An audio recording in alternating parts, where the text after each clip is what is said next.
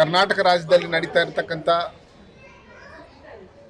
ಆಡಳಿತಾರೂಢ ಕಾಂಗ್ರೆಸ್ ಪಕ್ಷದ ಮಂತ್ರಿಗಳು ಒಬ್ಬೊಬ್ಬರಿಗೆ ಹೃದಯ ರೋಗ ಮತ್ತು ಹೃದಯ ಶಸ್ತ್ರಚಿಕಿತ್ಸೆ, ವ್ಯಾಸ್ಕ್ಯುಲರ್ ಶಸ್ತ್ರಚಿಕಿತ್ಸೆ, ಸಮಗ್ರ ಹೃದಯ ಆರೈಕೆ ಸೇವೆಗಳಿಗಾಗಿ ನಿಮ್ಮ ವಿಶ್ವಾಸಾರ್ಹ RL Jalappa Narayana heart centre, SDUMC campus, Tamaka, Kolar.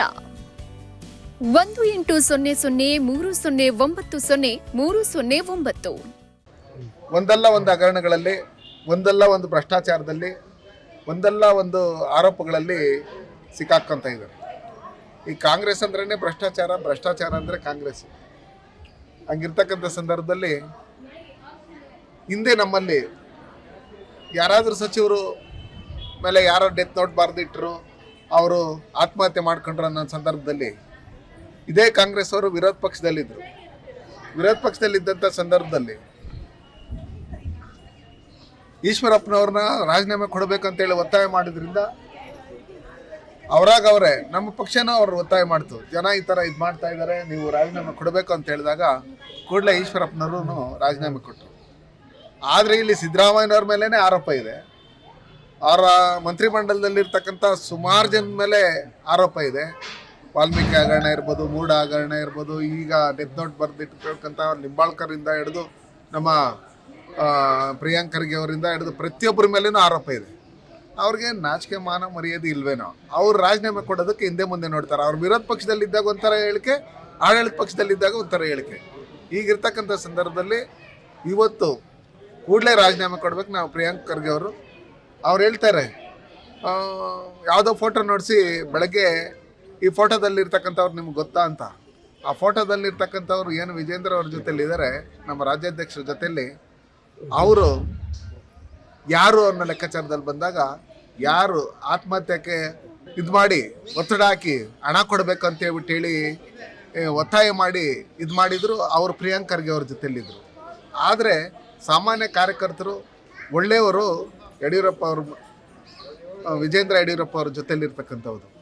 ಅದಕ್ಕೋಸ್ಕರ ಕೂಡಲೇ ನೀವು ಇದನ್ನೆಲ್ಲ ಕ್ವಶನ್ ಮಾಡೋದಕ್ಕಿಂತ ಬಿಟ್ಟು ನೀವು ಕೂಡಲೇ ನಾವು ಯಾವ ರೀತಿ ನಮ್ಮ ಸರ್ಕಾರ ಇದ್ದಾಗ ನಾವು ರಾಜೀನಾಮೆಗಳು ಕೊಟ್ಟರೆ ಅದೇ ರೀತಿಯಲ್ಲಿ ನೀವು ಸಿದ್ದರಾಮಯ್ಯನವರ ಆದಿಯಾಗಿ ನೀವು ಯಾರ್ಯಾರು ಹಗರಣಗಳಲ್ಲಿ ಸಿಕ್ಕಾಕೊಂಡಿದ್ದೀರಿ ಕೂಡಲೇ ರಾಜೀನಾಮೆ ಕೊಡಬೇಕು.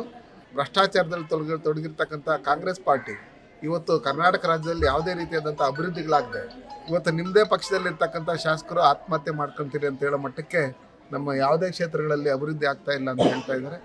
ಅದಕ್ಕೋಸ್ಕರ ನೀವು ಈ ರಾಜ್ಯದಲ್ಲಿ ಸರ್ಕಾರ ನಡೆಸೋಕ್ಕೆ ನಾಲಾಯಕ ಆಗಿದ್ದೀರಿ. ಈಗಾಗಲೇ ಬಸ್ಗಳು ಫ್ರೀ ಕೊಟ್ಟಿರ್ತಕ್ಕಂಥದ್ದು ನಿಲ್ಲಿಸ್ತೀರಿ ಅಂತೇಳಿ ಸುಮಾರು 7,000 ಕೋಟಿ ಸಾಲ ಇಟ್ಕೊಂಡು ಇವತ್ತು ಆ ಕಾರ್ಮಿಕರಿಗೆ ನೀವು ಏನು ಹಣ ಕೊಡಬೇಕಾಗಿತ್ತು, ಡೀಸೆಲ್ ಹಾಕಿದವ್ರಿಗೆ ಏನು ಹಣ ಕೊಡಬೇಕಾಗಿತ್ತು, ಅವ್ರಿಗೆ ಏನು ಹಣ ಕೊಡಬೇಕಾಗಿತ್ತು, ಇದನ್ನೆಲ್ಲ ಕೊಡದೆ ಪ್ರತಿಯೊಂದರಲ್ಲೂ ನೀವು ಟೋಟಲಿ ಫೈಲೂರ್ ಆಗಿರೋದ್ರಿಂದ ನೀವು ಒಂದು ದಿನವೂ ಸರ್ಕಾರ ನಡೆಸೋಕ್ಕೆ ನಿಮ್ಮ ಕೈನಲ್ಲಿ ಅರ್ಹತೆ ಇಲ್ಲ. ಕೂಡಲೇ ರಾಜೀನಾಮೆ ಕೊಡಬೇಕು ಅಂತ ಹೇಳಿ ಇವತ್ತೇನು ಇಡೀ ರಾಜ್ಯದಲ್ಲಿ ಎಲ್ಲೆಲ್ಲ ಕಡೆ ಸನ್ಮಾನ್ಯ ನರೇಂದ್ರ ಮೋದಿಜಿಯವ್ರ ನಾಯಕತ್ವದಲ್ಲಿ ಏನು ಅಂಬೇಡ್ಕರ್ ಬಗ್ಗೆ ಯಾವ ರೀತಿ ಅವರು ಕಾಳಜಿ ಇಟ್ಕೊಂಡಿದ್ದಾರೆ, ಯಾವ ರೀತಿ 2010ರಿಂದ ಹಿಡಿದು ಇದುವರೆಗೂ ಅಂಬೇಡ್ಕರ್ ಬಗ್ಗೆ, ಸಂವಿಧಾನದ ಬಗ್ಗೆ ಇದಿಟ್ಕೊಂಡು ಕಾನೂನು ದಿನಾಚರಣೆಯನ್ನು ಸಂವಿಧಾನ ದಿನಾಚರಣೆ ಅಂತ ಮಾಡಿ ಅಮಿತ್ ಶಾ ಅವರು ಎಲ್ಲರೂ ಒಟ್ಟಿಗೆ ಸೇರಿ ನಮ್ಮಂಥವರು ಸಂಸದರಾಗೋದಕ್ಕೆ ಅವರೆಲ್ಲ ಕಾರಣಕರ್ತರಾದರು.